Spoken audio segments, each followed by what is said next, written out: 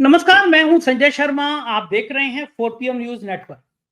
दोस्तों, मुझसे एक मेरे मित्र ने कुछ समय पहले एक बहुत अच्छी बात कही थी। बात राजनीति की चर्चाओं की हो रही थी, भारतीय जनता पार्टी के विकास की हो रही थी और 2 सीटों से यहाँ तक कैसे पहुंची इस पे ऊपर विमर्श हो रहा था। उन्होंने मुझसे कहा था कि संजय जी, देख लीजिएगा, भारतीय जनता पार्टी को जिस दिन कोई खत्म करेगा वो खुद भारतीय जनता पार्टी होगी। भारतीय जनता पार्टी के अंदर से ऐसी बगावत, ऐसी चिंगारी निकलेगी कि पार्टी अपने ही कर्मों से खत्म होगी। तब मुझे लग रहा था कि ये बात बड़ा मुश्किल हो जाएगी, क्योंकि प्रधानमंत्री नरेंद्र मोदी ने इतना बड़ा कद कर लिया था कि संघ और भाजपा उसके आगे छोटे नजर आने लगे। संघ जो ये कहता था हमेशा कि व्यक्ति बड़ा नहीं होता, संगठन बड़ा होता है। भारतीय जनता पार्टी जो कहती थी कि व्यक्ति बड़ा नहीं होता, संगठन बड़ा होता है। उन सारे दावों को नरेंद्र मोदी ने खत्म कर दिया था कि नहीं, मैं बड़ा हूं, एक अकेला सब पर वादी, मोदी सरकार, अब की बार 400 पार। वो घमंड से चूर जो नारे थे प्रधानमंत्री के, वो बताते थे कि भाई, प्रधानमंत्री प्रधानमंत्री प्रधानमंत्री, इसके अलावा भाजपा में कोई नहीं है। लेकिन वक्त का पहिया होता है, कभी कभी जब आप ऊपर खड़े होते हैं शिखर पर, तो एक दिन आपको नीचे आना ही होता है। और मैं हमेशा से ये बात कहता हूँ, जीवन का सबसे मुश्किल काल जो होता है, जीवन का सबसे परेशानी भरा काल जो होता है, वो आपका बुढ़ापा होता है। उस समय शरीर आपका साथ छोड़ रहा होता है, आपको विरक्ति सी हो रही होती है जीवन की, और ऐसे मौके पे अगर आपके इर्द गिर्द परेशानियां बुनी जाने लगे, आप सोचिए कि मानसिक अवस्था आपकी 75 साल में ऐसी हो चुकी होती है, क्योंकि आपके सोचने समझने की क्षमता कम होने लगती है, आपका दिमाग कम काम करने लगता है। उस समय में अगर अचानक आपको लगे कि आपके चारों तरफ से दुश्मन सक्रिय हो गए हैं, तो आपको लगेगा पूरा जीवन व्यर्थ हो गया, ये मैंने किया क्या। प्रधानमंत्री नरेंद्र मोदी के साथ ऐसा ही हो। और एक कहावत और कही जाती है, जैसा कर्म करोगे वैसा फल देगा भगवान, ये है गीता का ज्ञान। जिंदगी भर अगर आपने कांटे बोए हैं, तो बबूल के पेड़ में कांटे ही आपको मिलेंगे, मिलेगा क्या। मोदी जी ने जो कुछ किया वो सब पलट के आने को तैयार है। लेकिन सबसे बड़ा जो घटनाक्रम है, जो सोशल मीडिया पे चर्चा हो रही है, वो चर्चा ये हो रही है कि प्रधानमंत्री के सबसे खास उद्योगपति मुकेश अंबानी ने ही प्रधानमंत्री का काम लगवाने में हमारे यहाँ कहावत की जाती है, किसी की बैंड बजवाना हो तो उसको कहा जाता है इसका काम लगवा दिया। कहावत कही जा रही है कि प्रधानमंत्री नरेंद्र मोदी का अगर किसी ने बैंड बजाया है या बैंड बजाने की तैयारी हो रही है, तो उसमें सबसे बड़ा नाम मुकेश अंबानी का सामने आ रहा है। और ये बात भी सामने आ रही है कि अमेरिका के ताकतवर राष्ट्रपति ट्रंप ने जो प्रधानमंत्री का जो हाल किया, उसके पीछे मुकेश अंबानी का बहुत बड़ा हाल है, बहुत बड़ा हाथ है। अब मैं ये दावे के साथ इसलिए नहीं कह रहा हूं क्योंकि इसके कोई प्रमाण नहीं है। अब ट्रंप और अंबानी की अगर कोई डील हुई होगी तो इसके बाद सार्वजनिक प्रमाण नहीं है, लेकिन उसके बाद जिस तरह से उपराष्ट्रपति के चुनाव में अंबानी के सक्रिय होने की खबर आई, उसने मोदी की और अमित शाह की नींद उड़ा दी, गुजरात लॉबी को पसीने पसीने कर दिया। सोशल मीडिया पे कई जगह ये खबरें सामने आई कि 140 सांसदों से अंबानी की टीम ने संपर्क किया है, और खबरें सामने आई कि क्या अमेरिका मोदी की सरकार गिराना चाहता है। मोदी सरकार का अहंकार, मोदी सरकार की बातें उसको चुभने लगी। इसीलिए ट्रंप 40-45 बार ये कह के कि मैंने युद्ध रुकवा दिया, मोदी सरकार का तापमान देखना चाह रहे थे कि सरकार की हैसियत बची है, कुछ नहीं बची है। किसी को, देश को पता नहीं था कि प्रधानमंत्री ने झुकना शुरू कर दिया है। कपास के किसानों को मौत के कुएं में घसीट दिया है, मौत के कुएं में डाल दिया है, कपास के मामले पे समझौता कर लिया है। लेकिन उससे पहले जब प्रधानमंत्री को यह पता चला कि मुकेश अंबानी और नितिन गडकरी कोई लंबा खेल खेलने के चक्कर में, और जब प्रधानमंत्री को यह पता चला कि मोहन भागवत और गडकरी के रिश्तों की कहानी छन छन कर अंबानी के घर से दिल्ली के दरबारों तक पहुंचने लगी, तो प्रधानमंत्री और अमित शाह जी के होश उड़ गए कि आखिर चल क्या रहा है। कौन सा त्रिकोण है जिसके एक कोण पे गडकरी खड़े हुए हैं, एक पे मोहन भागवत खड़े हुए हैं और एक पे मुकेश अंबानी खड़े हुए हैं। और क्या ये गठजोड़, ये त्रिकोण प्रधानमंत्री की कुर्सी के लिए शूल बनता जा रहा है, प्रधानमंत्री की सत्ता हिलाने चाह रहा है। मैंने कहा ना कि बुढ़ापे में आपके संग जो आपने किया वो ही लौटकर आता है। प्रधानमंत्री ने जो कहा, जो किया देश के लिए, वो शायद लौटकर उन तक आ रहा है, ये नेचर का नियम है। मोहन भागवत और गडकरी एक मंच पर आ जाएंगे, इसकी संभावना प्रधानमंत्री को बहुत पहले से, कि या दूसरे शब्दों में ये कहूं कि गडकरी तो हैं ही संघ के कैंप में। लेकिन इस बीच में गडकरी, शिवराज सिंह चौहान, योगी आदित्यनाथ, वसुंधरा राजे, इन सबका जो गठजोड़ बनना शुरू हुआ, उसने मोदी जी की हवाइयां उड़ा दी। लगा कि कहीं ऐसा ना हो कि उपराष्ट्रपति के चुनाव में उनका प्रत्याशी हार जाए, इंडिया गठबंधन का प्रत्याशी जीत जाए और कुछ सांसदों से विपक्ष इंडिया गठबंधन की तरफ से मैसेज आए कि अब भी वक्त है, संभल जाइए, यहाँ तो आत्मा की आवाज पर वोट हो रहा है, वह लागू नहीं होगा उपराष्ट्रपति के चुनाव में। तो अगर आपको मोदी जी को अहंकार को खत्म करना है तो एक धक्का और लगा दीजिए, उपराष्ट्रपति के चुनाव में इंडिया गठबंधन के प्रत्याशी को जितवा दीजिए। यूं ही नहीं, अमित शाह बौखला गए थे और अमित शाह ने इस तरह के आरोप लगाने शुरू किए थे कि सुप्रीम कोर्ट के जज रहते हुए जो उपराष्ट्रपति पद के इंडिया गठबंधन के प्रत्याशी उन्होंने नक्सलियों के पक्ष में फैसले दिए। सोचिए आप, देश का गृह मंत्री कैसे कह सकता है सुप्रीम कोर्ट के जज कोई रहा हो कि उस समय में ऐसे फैसले दिए। ये जाहिर है बहुत सनसनीखेज बयान था, लेकिन ये बयान कहीं ना कहीं उस डर से पनपा था, उस डर से उपजा था जो मोदी और शाह के सामने आ गया।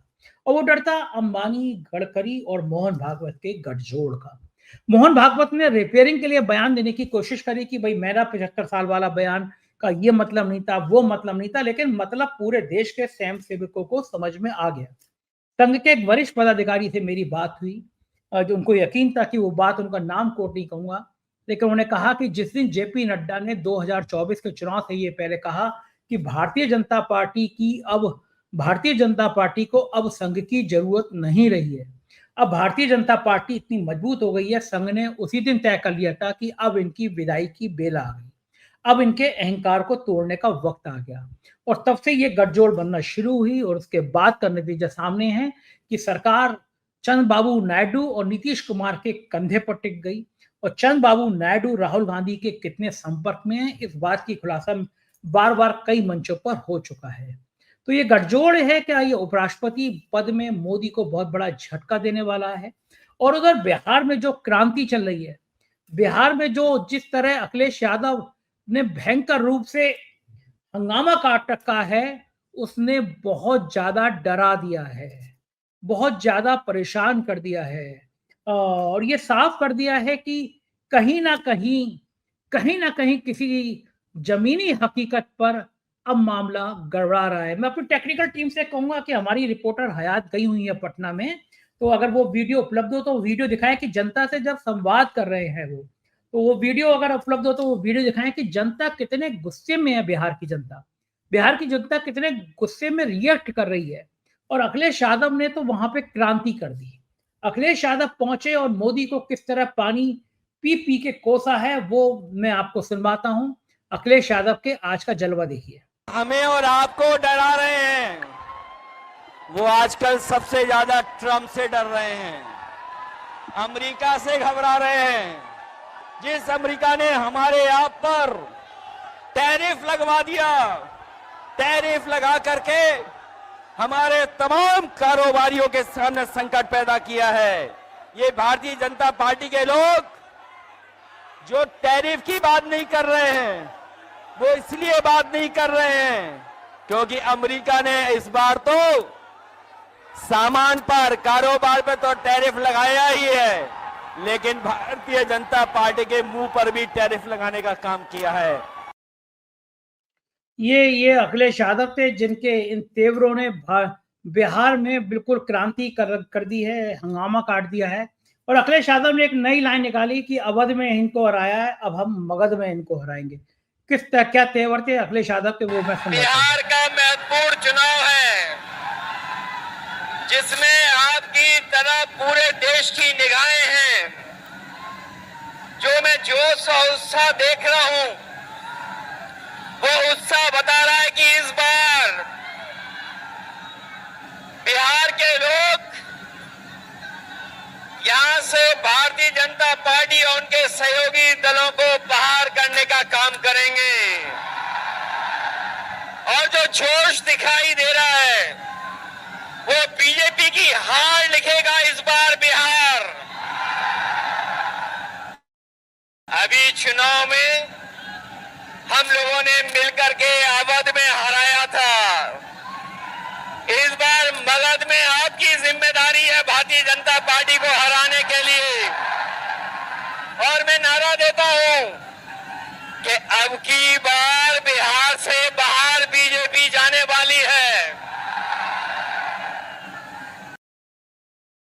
ये अब की बार पहले हमने अवध में हराया, अब इनको मगध में हराएंगे। अखिलेश यादव और राहुल गांधी और तेजस्वी यादव का जब काफिला निकला, जब सभाएं हुई, तो आज बिहार की सड़कें जन सैलाब से भर गई। भारतीय जनता पार्टी ने कभी सपने में भी नहीं सोचा था कि ये तिगड़ी अगर साथ आएगी तो इस तरह से बड़ा जन समर्थन बन जाएगा।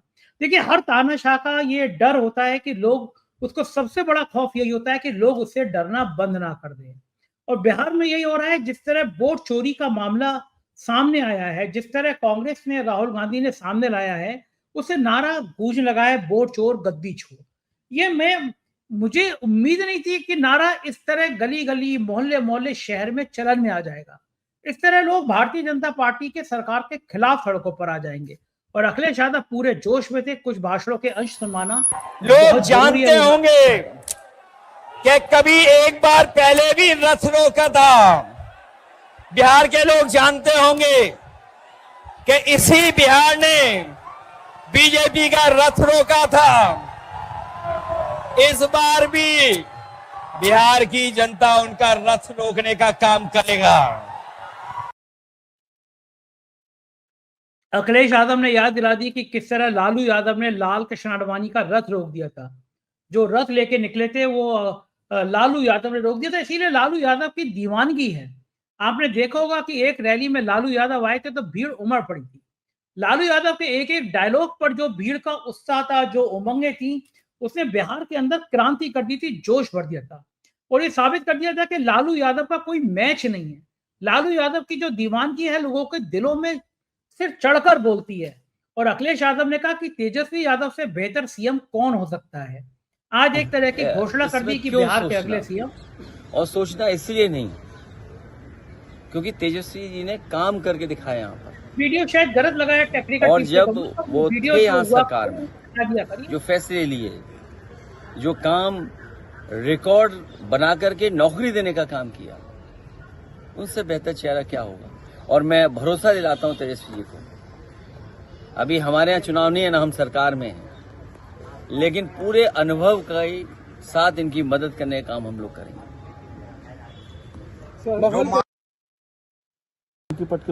चेहरा कौन? इसमें क्यों सोचना, और सोचना इसलिए नहीं क्योंकि तेजस्वी जी ने काम करके दिखाया यहाँ पर।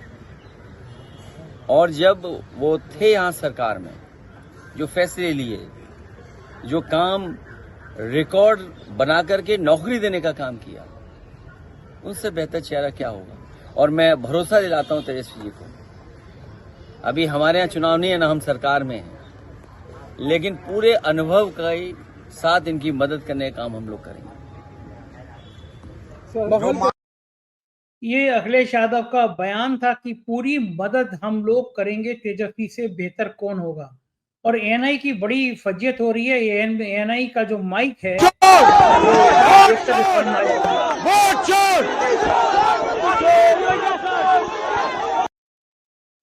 आप देखिए, एएनआई का माइक खींच के राहुल ने नारे लगा दिए। राहुल भी गजब कर रहे हैं।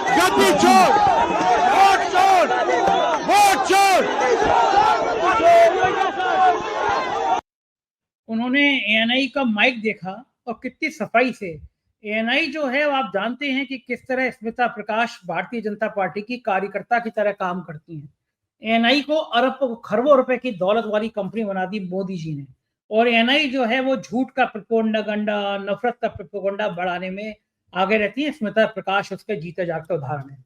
लेकिन राहुल गांधी ने बड़ी सफाई से किया कि जब एएनआई वाले को सवाल पूछना चाहते थे, एएनआई को लगा कि स्पेशली बाइट आ जाएगी, तो राहुल गांधी ने वो माइक खींचा और नारा लगा दिया, वोट चोर गद्दी छोड़। तो ये राहुल गांधी की और अखिलेश यादव की, तेजस्वी की जो तुरंत वाला जो रिएक्शन है ना, वो पब्लिक को बहुत पसंद आता है। और इस बीच में तेजस्वी यादव ने भी भारतीय जनता पार्टी पर कस के हमला बोला है कि सुनिए वो क्या कह रहे हैं। हाथ उठा करके बताओ, हाथ उठा करके चोरी हो रही है। ये तेजस्वी यादव का वीडियो है। और चोरी कर रहे हैं आपके वोट को भाजपा वाला। ये दो लोग गुजरात से आकर के बताएंगे कि कौन बिहारी वोट देगा, कौन नहीं देगा। ये बिहार है, बिहार। चूना नहीं लगाया जाता है बिहारियों को। या खैनी के साथ चूना रगड़ दिया जाता है। इसलिए आप सब लोग यहाँ बड़े तादाद में आए हैं। आप सब लोगों को संविधान लोकतंत्र को बचाने का काम करना है। सत्ता परिवर्तन करना है कि नहीं करना? बदलाव लाना है, महागठबंधन का सरकार बनाना है, तो वोट बचाइएगा तब ना, अपना अपना वोट बचाइएगा ना। पक्का ही लोग देखिएगा गड़बड़ करने के फेर में है। ये दो गुजरात के लोग बिहार पर बुरी नजर डाले हुए हैं, लेकिन बिहारी इनकी बुरी नजर वालों को अच्छे से सबक सिखाने का काम करेगा। पूरे बिहार में तेजस्वी यादव का जो चेहरा है वो इतना ज्यादा पॉपुलर होता जा रहा है, और जो राहुल गांधी और तेजस्वी यात्रा निकाली, और यात्रा में जिस तरह से भीड़ उमड़ रही है, और राहुल गांधी बच्चों को देखते हैं, बुला लेते हैं, टॉफी देते हैं, लोगों से मिलते हैं, ये अपनी बड़ी है।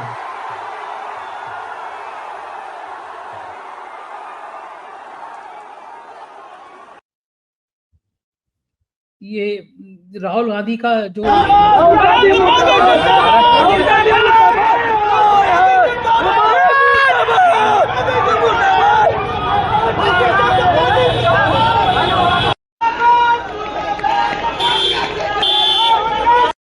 विरोध करे थे और उनको बुलाया आज पूरी बात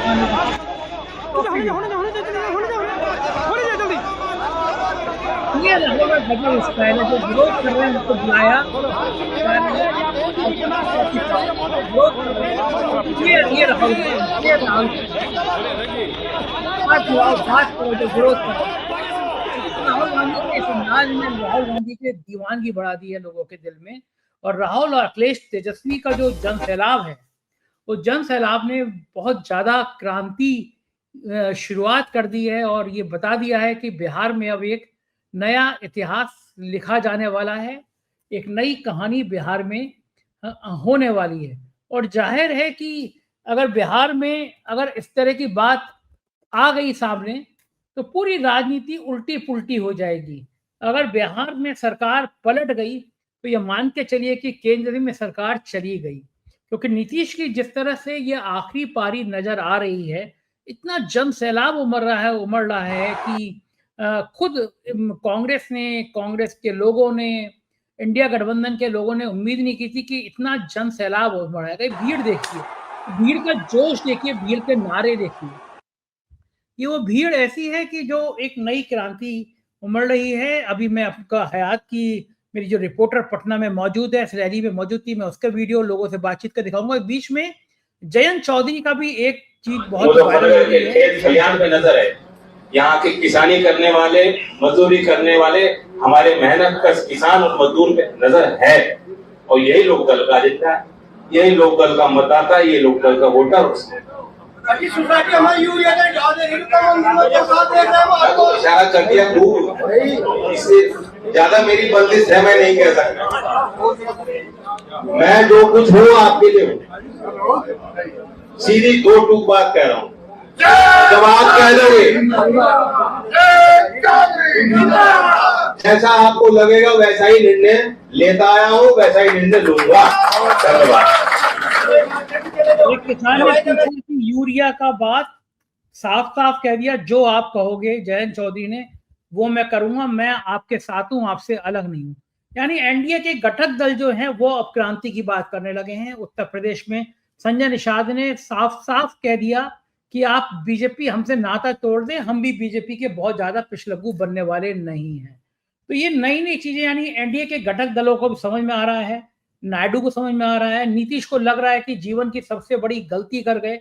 बिहार में जिस तरह नीतीश के और बीजेपी के एनडीए के गठबंधन के खिलाफ लोग हैं, गुस्से में हैं, माइक पे बात कर रहे हैं, उसने दिल्ली दरबार की और सहयोगियों की नींद उड़ा दी है। हयात हमारी रिपोर्टर हैं, उन्हें 30-40 बड़ी अलग अलग जाकर स्टोरी करी है। कुछ लोगों की बातचीत में सुनाता हूँ जिससे आपको समझ में आएगा कि बिहार का तापमान क्या है।